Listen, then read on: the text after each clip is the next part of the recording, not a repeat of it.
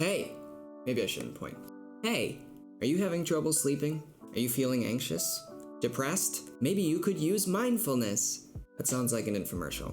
But seriously, maybe you could use mindfulness. And that's what this video is about. Is that a short enough introduction? Let's roll it! Hey everyone, I'm Steve, and today I want to talk about mindfulness. So I'll start by saying, why did I get into mindfulness? Well, I have trouble sleeping. It's always been an issue for me throughout my life. There's a few different reasons why, but one of the big issues that I have trouble sleeping day to day is because I can't turn my mind off. I just keep thinking. I get into bed, I pull the covers up, and I just cannot stop my mind from going. And then I don't sleep. Now, it's not necessarily something bad I'm thinking about. It's not necessarily an anxiety. It could be a project I'm excited about and I have all of these ideas for. Or it could be something I'm doing later that week that's going to be fantastic and I can't stop thinking about it. But the point is, I can't stop my mind from thinking. And that's an issue. And I think it's one that a lot of people have. Not being able to stop thinking about something that happened in the past or the future or some worry or anything that takes you out of this present moment. Not being able to be in that present moment can cause some issues. Now, it's great to think. Humans are fantastic thinkers. We have conquered the globe because we're able to think so well. And a lot of it we do subconsciously, which makes us very efficient. We can think of things in the past, we can remember, we can learn from things that have happened, we can plan for things that are yet to come, months, years, decades into the future. No other animal can do that kind of thinking.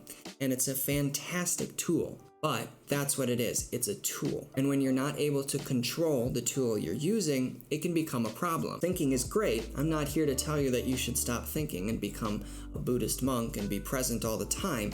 But your life is going to be a little more difficult if you're not able to turn off those thoughts and everything that's going on past and present in your mind when you want to. When you're trying to go to bed at night and you can't stop your thoughts from going, you want to be able to turn your thoughts off. When you're with a loved one or a friend and you want to be able to be present with them, you have to be able to detach from all of the other things that are going on in your life to be able to truly be with them. And that's sort of the purpose of practicing mindfulness. It's allowing yourself to become present, to detach from the constant overthinking and from the constant, for lack of a better way to say it, being somewhere else in your head from where you truly are, this physical place and this point in time. And I'm not saying you should be mindful and present only in this moment all of the time, but learning how to do it here and there can be really awesome and really powerful for your life. And you can make some big improvements by just doing a little mindfulness and presence here and there throughout your day. Okay, so what exactly is mindfulness or presence? I'm kind of using those terms interchangeably. It's essentially being present. Yeah, I know, you're not supposed to use the word that's in the definition already to define that word. It's being here. It's not thinking about past or future. It's not thinking about something that's going on somewhere else. It's simply observing and acknowledging everything that's going on with you right now, right here.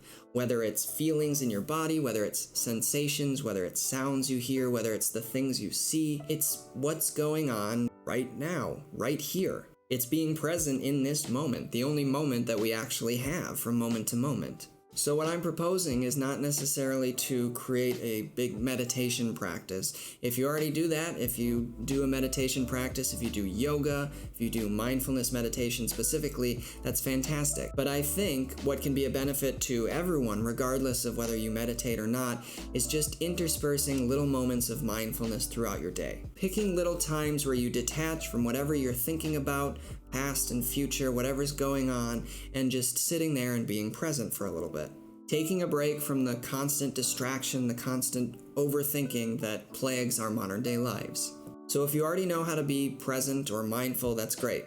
But here are a few examples of what you can do if you want to just take a few moments and come to center, be present, be mindful. One is you can focus on a sound that you hear, something consistent going on like a fan or the air conditioning going on, or it could be the breeze if you're out at the park. But simply focusing on and observing that sound.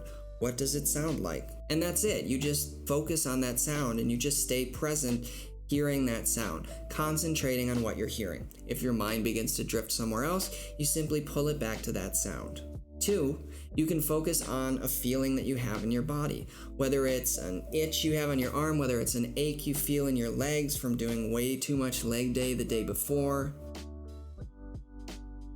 I'm not bragging that I'm strong, I overdid it. You focus on what you're feeling within your body. You focus on your feet hitting the ground back and forth if you're walking somewhere, how your heel feels hitting the ground, how your toes feel as they push off. Just focusing on those sensations going on in your body that many times in our modern day life, we totally ignore. We totally forget they're even happening. 3, you can focus on your breathing. You can sit back and just breathe normally. You don't have to force anything. You don't have to breathe at a certain speed. You just observe how it feels to breathe in and out naturally. You focus on the feeling of your chest or your stomach expanding and contracting. You focus on the feeling of the air passing in and out of your mouth or your nose. There's no point to it. You're not trying to observe something specific. Whatever you're feeling during breathing is okay. The point is simply to be mindful of what you are feeling and what's happening with your breath. 4, you can focus on your thoughts. Now, this is a little different from the usual overthinking or letting your thoughts go subconsciously. Here, you're almost detaching a little bit from yourself and you're observing yourself as you think. So instead of just allowing yourself to think about what tomorrow may bring, you're observing yourself as you think about tomorrow. You're becoming mindful of what thoughts are popping into your head, what emotions are coming in, and you're just observing them. You're checking them off. You're saying, this is what's happening right now. Not good or bad. This is just what I see my brain doing. Now, there's no real success or not for being mindful, but there are a few keys that you can take that may make things more efficient for you and may make it a better experience. So when you're being mindful, 1, you want to be present in a non-judgmental way. You want to try to not label things. You don't want to label things as positive or negative. You don't want to say feelings or emotions are good or bad. You're trying to observe them in a neutral way. Whatever you feel, whatever you think, it is, and that's okay. There's no judgment. 2, you simply catch your mind when it drifts away from what you were concentrating on, whether it's hearing the fan or observing what you're thinking or feeling the aches in your feet. Whenever your mind starts to drift away and you realize it, you simply acknowledge that it's happening and you gently bring yourself back to whatever you were concentrating on. Now, whether that happens a little or a lot, whether you can't seem to stop your mind from drifting, that's okay. The point is that whenever it happens, you simply acknowledge it and you bring yourself back to whatever you're concentrating on. 3, you're not worried about if you're succeeding. You're not worried about how well you're doing. You don't have to be a Buddhist monk. You don't have to be perfectly calm. All you have to do is try to be mindful of what's happening. If you're having trouble being calm, if you're worried about something and you're having trouble not thinking about it, that's okay. All you have to do is be mindful of it. All you have to do is be present with the fact that that is what's happening. 4, you're not making a big deal out of any of it. It's okay to not do 60 minutes or 30 minutes or even 10 minutes of mindfulness during your day. If you don't have time, if you're worried about making time for it, that's fine. Don't worry about it. All you need to do is take little moments while you're walking to lunch, while you're going between classes, taking a few seconds while you're working at your computer to just stop, close your eyes for 10 seconds and be mindful. It doesn't have to be a big thing. Just grab moments here and there and come back to being present.